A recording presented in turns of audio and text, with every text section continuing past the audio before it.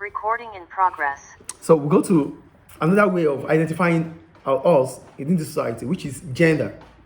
So for gender, we're talking about being a man or being a woman. But in the traditional society, gender responsibility or gender roles are fixed. So it is not something that we can negotiate in the traditional society. Okay. The role of a woman is fixed. The role of a man is fixed. It's not something that is negotiable. We're talking about the traditional society. Yeah. But according to anthropologist Margaret Mead, and who's an anthropologist? An anthropologist is a person who studies human from the past and to the present society. So this is an anthropologist. So according to her, she said, this traditional society we're talking about, it is different in the New Guinea. So, we said in the traditional society, gender roles are fixed. But in her course of studying human, she found out that in New Guinea, it was not the same. That in New Guinea, they have 3 tribes. They have the Arapesh, the Mundagamo, and the Chambuli. These are the 3 people or tribes that are in New Guinea, and they have different gender roles. Okay. So for the Arapesh, they said both men and women don't go to war, so they are not warlike. They don't go to war. So we said the gender role is fixed, which means men do this, women do this. But in the Arapesh society, men and women do not go to war. So that means there's no fixed role for them. The for the Mundagamo, both men and women are warlike. So both men and women go to war. So there's no fixed gender role there too. And the last one is the Chambuli. The Chambuli society, their women go for work. They leave their villages to find work. While the men, they stay back at home to take care of their appearances.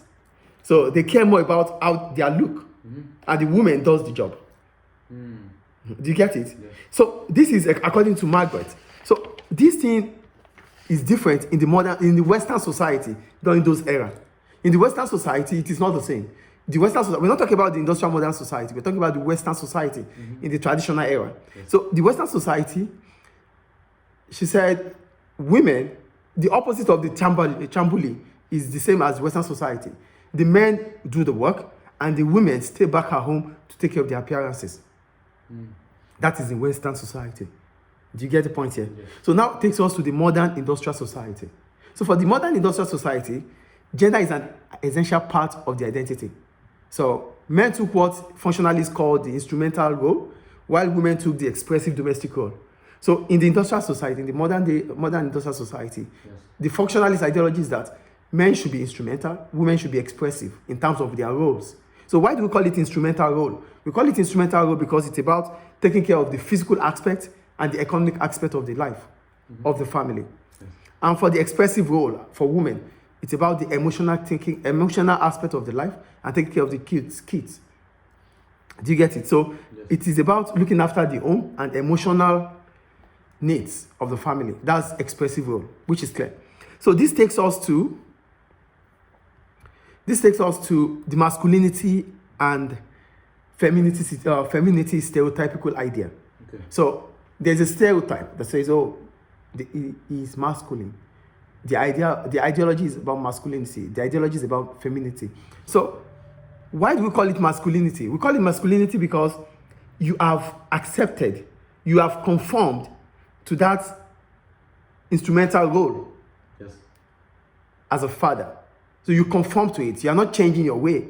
This is what you are. So you are restricted to that role by conformity. So that means you are being referred to as masculine. That means your way is masculine.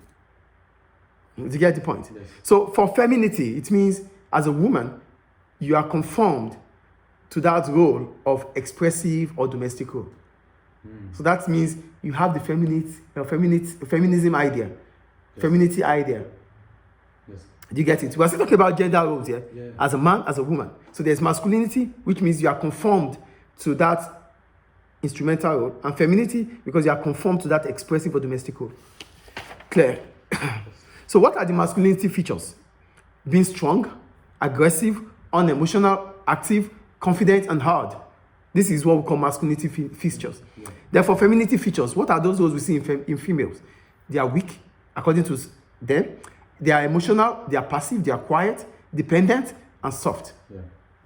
However, in the last 50 years, that means in the last 50 years to this day, things have changed. There's nothing like femininity and masculinity because women are in government now. Women are in politics. Women are taking care of, they are making decisions that are even top. So women are doing businesses. So that femininity and masculinity role has changed. And even these days, men also feel emotionally attached. Men do cry because of an heartbreak. It was not something that is being, it's not something that is being expected of men before now. Yes. They say men are unemotional. So that means men cannot cry. But these days, men do cry.